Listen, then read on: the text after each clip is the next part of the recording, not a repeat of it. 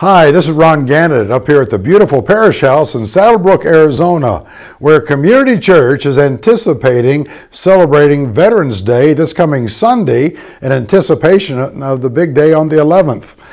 In the United States, we call it Veterans Day. Susie and I spent most of our career in Canada, where in the British Kingdom, they refer to it as Remembrance Day. They try to remember those who have fallen in battle. I don't know if you've seen it, but often you'll see a British person or a Canadian person wearing a red poppy to remind them to remember the 11th day of the 11th month at the 11th hour, at the 11th minute. The whole nation will pause. You'll hear chimes and bells throughout the city go off, and the whole nation will pause and remember those who made the ultimate sacrifice for the freedom that you and I enjoy. And you know, we as a congregation want to thank you, veterans, for all that you have done, all that you have provided for us. And at church this Sunday, there's going to be a very special presentation and segment to honor you and to celebrate the wonderful land and freedoms that we enjoy.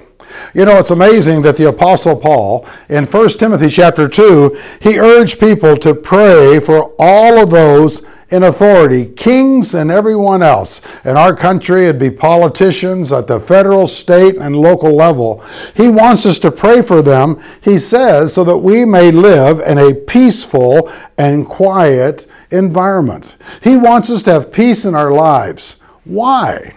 Well, he goes on to say, because it pleases God, the Savior, who wants all men to be saved and to come to a knowledge of his truth. The God in heaven wants us to have leadership.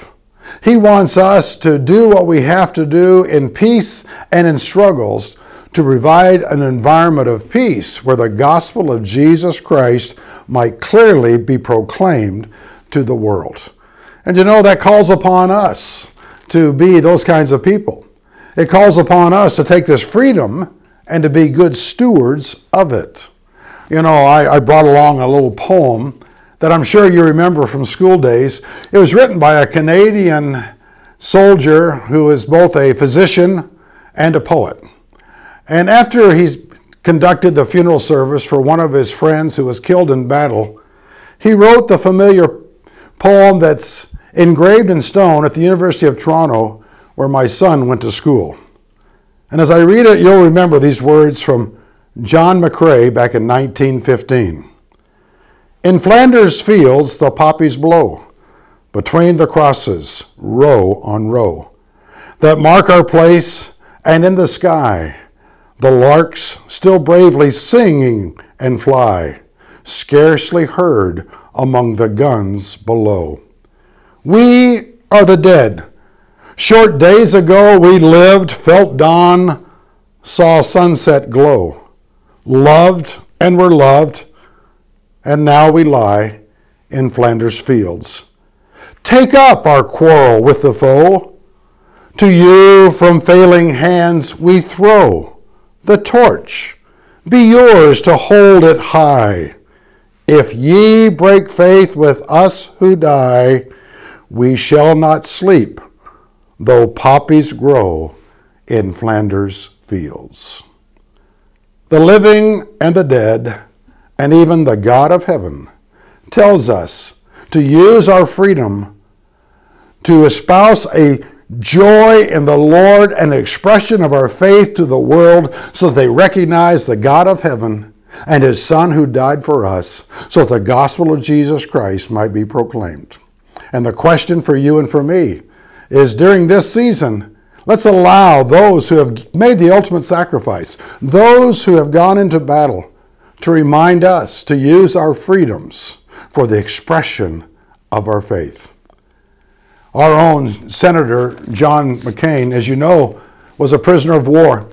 And one of the things that they would do to try to get these prisoners to talk, he said they would bind their legs and their elbows and pull it very tight so it hurt them, and would leave them like that all night in pain to try to soften them up for the next day. He said during the night, the young man that was guarding him would come into his cell, and without saying a word, he would gently release the ropes so that Senator McCain was not in so much pain.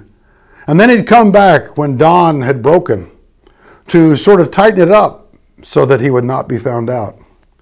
And one day, as he was standing there guard with his prisoners, and he saw John McCain there, he couldn't say a word, but with his foot, he etched the sign of the cross in the sand to let Senator McCain know that he too was a Christian.